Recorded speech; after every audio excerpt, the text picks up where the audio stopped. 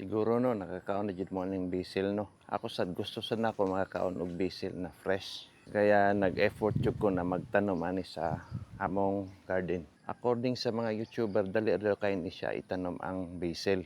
Mo nang nag-search ko kung asa ko makapalit ani. Gusto nta ko makapalit og dako na natanom aning basil kay para di na ko mag-hasol-hasol og tanom. Pero wala jud ko mapalitan diri sa local market ba. Mo nang nag-search na lang ko sa internet nga ako'y nakitaan sa Shopee, mo nang gipalit na lang nako.